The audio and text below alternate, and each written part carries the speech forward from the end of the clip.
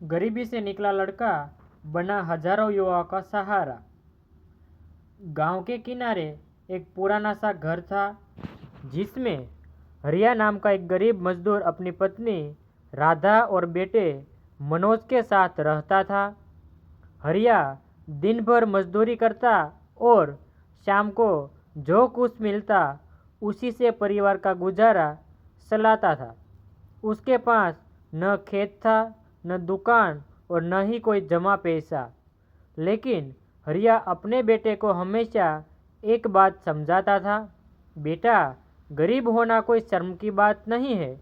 शर्म की बात तब है जब इंसान अपनी गरीबी के कारण अपना ईमान बेच दे। मनोज अपने पिता की बातें बहुत ध्यान से सुनता था। वह पढ़ाई में सामान्य था, लेकिन उसका दिल बहुत साफ था। गांव के लोग अक्सर उसकी गरीबी का मजाक उड़ाते थे। कुछ बच्चे उसे पुराने कपड़े पहनने के कारण चिढ़ाते थे। मनोज को बुरा लगता था, लेकिन वह किसी से झगड़ा नहीं करता था। वह मन ही मन सोचता था कि एक दिन वह अपनी मेहनत से ऐसा काम करेगा जिससे उसके माता पिता को उस पर गर्व होगा। एक दिन गांव में एक बहुत बड़ा व्यापारी आया। उसका नाम महेश अग्रवाल था। वह गांव में एक नए अनाज मंडी खोलना चाहता था। उसने गांव के कई किसानों और मजदूरों से बातचीत की। उसी दौरान उसे एक मजदूर की ज़रूरत थी जो उसके गोदाम की देखभाल कर सके। हरिया ने मनोज का नाम सुनाया। महेश ने मनोज को देखकर कहा, यह लड़का बहुत छोटा है, क्या यह काम कर पाएगा? हरिया ने कहा, साहब, उम्र छोटी है लेकिन जिम्मेदारी बड़ी है। महेश ने मनोज को काम पर रख लिया। मनोज सुबह से शाम तक ईमानदारी से काम करने लगा। वह गोदाम में आने वाले हर सामान का हिसाब ठीक से रखता। एक दिन महेश को पता चला कि पिछले कुछ दिनों से गोदाम में अनाज की बोरियां कम हो रही है। उसने अपने कर्मचारियों पर चेक करना शुरू कर दिया। उसने मनोज से पूछा, तुम गोदाम की देखभाल करते हो? क्या तुम्हें पता है कि सामान कहाँ जा रहा है? मनोज ने कहा, साहब, मुझे नहीं पता, लेकिन मैं पता लगाऊंगा। उसने कई दिनों तक ध्यान से देखा। एक रात उसने देखा कि गोदाम का एक कर्मचारी चोरी करके अनाज बाहर ले जा रहा था।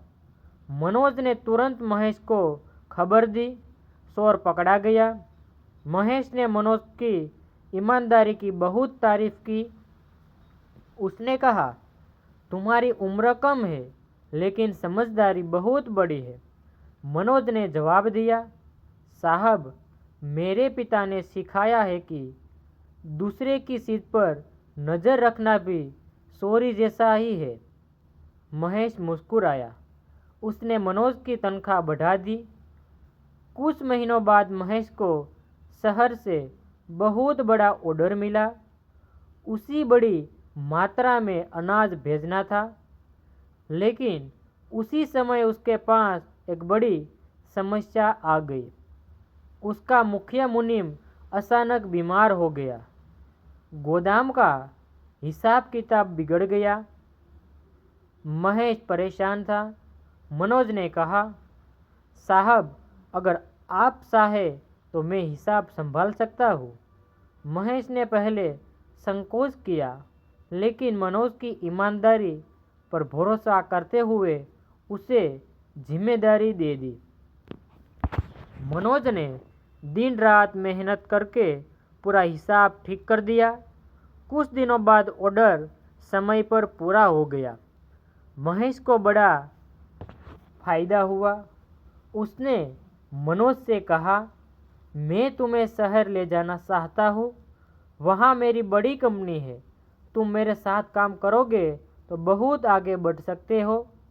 मनोज ने कहा, साहब, मैं ज़रूर काम करूँगा, लेकिन पहले अपने माता पिता को साथ ले जाना चाहता हूँ। महेश ने उसकी बात मान ली। मनोज शहर चला गया।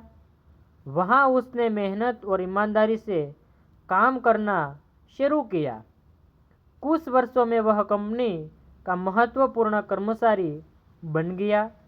लेकिन एक दिन कंपनी के कुछ बड़े अधिकारियों ने मिलकर कंपनी के पैसे से गड़बड़ी की। उन्होंने चोरी का इल्ज़ाम मनोज पर लगा दिया। मनोज को जब पता चला तो उसके पैरों तले जमीन खिसक गई।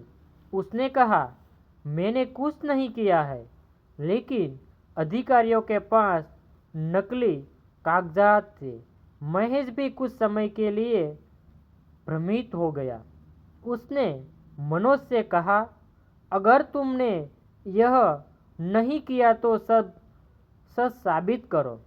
मनोज ने हार नहीं मानी। उसने पुराने रिकॉर्ड दिखने शुरू किए। उसे पता चला कि जिन दिनों कंपनी के पैसे गायब हुए थे, उस समय के दस्तावेजों में कुछ बदलाव किए गए थे। उसने कंप्यूटर रिकॉर्ड और पुराने कागजात मिलाए। धीरे धीरे उसे सच्चाई का पता चल गया। उसने साबित कर दिया कि चोरी करने वाले अधिकारी थे। महेश को बहुत बड़ा झटका लगा। उसने मनोज से माफ़ी मांगी और कहा, मैंने तुम्हें शक की नज़र से देखा, जबकि तुम्हारी ईमानदारी पर मुझे सबसे ज़्यादा भरोसा करना चाहिए था। मनोज ने कहा, साहब, भरोसा टूटने में एक पल लगता है, लेकिन उसे वापस बनाने में बहुत समय लगता है। महेश ने उन अधिकारियों को नौकरी से निकाल दिया और मनोज को कंपनी का प्रबंधक बना दिया। मनोज की ज़िंदगी बदलने लगी। अब उसके पास पैसा था, सम्मान था और बड़ा पद था, लेकिन वह अपने पुराने दिनों को नहीं भूला। वह गांव लौटता और गरीब बच्चों के लिए किताबें खरीद कर देता। उसने अपने पिता के नाम पर एक छोटा स्कूल शुरू किया। स्कूल के उद्घाटन के दिन वही लोग भी आए जिन्होंने कभी उसकी गरीबी का मजाक उड़ाया था। गांव का एक बुजुर्ग उसके पास आया और बोला, मनोज, हमने तुम्हें कमज़ोर समझा था। आज समझ आया कि कमज़ोर वह नहीं जिसके पास पैसा कम हो, कमज़ोर वह है जिसके पास चरित्र नहीं होता। मनोज मुस्कुराया और बोला, मैं अकेला कुछ नहीं कर सकता। मेरे माता पिता के संस्कार और मेरी मेहनत मेरे साथ थी। उसी दिन मनोज ने गांव के बच्चों से कहा, अगर लोग आपको कमज़ोर समझते हैं तो दुख मत करना। दूसरों की सोच आपकी ताकत तय नहीं करती। आपकी मेहनत, आपका चरित्र और आपकी हिम्मत ही आपकी असली पहचान है। कुछ वर्षों बाद मनोज ने गांव में एक बड़ा प्रशिक्षण केंद्र बनाया, जहां गरीब युवाओं को मुफ्त में काम सीखने का मौका मिलता था। उसने कहा, जिस गरीबी ने मुझे संघर्ष करना सिखाया, मैं चाहता हूँ कि वही संघर्ष किसी और बच्चे का सपना न तोड़े। उसके इस काम से सैकड़ों गरीबों युवाओं को रोजगार मिला। हरिया बूढ़ा हो चुका था। एक दिन उसने बेटे से कहा, मनोज, जब तू छोटा था तो लोग तुझे कमज़ोर कहते थे। आज वही लोग तुझसे मदद मांगने आते हैं। मनोज ने पिता के पैर छूकर कहा, पिताजी, आपने मुझे कभी कमज़ोर महसूस ही नहीं होने दिया। आपने मुझे सिखाया कि इंसान की असली ताकत उसके पैसे से नहीं, उसके चरित्र में होती है। हरिया की आंखों में आंसू आ गए।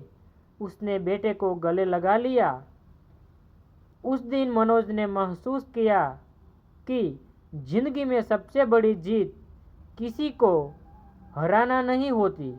सबसे बड़ी जीत यह होती है कि जिन लोगों ने आपको कमज़ोर समझा था उनके सामने आप अपने कर्मों से अपनी पहचान बना दे।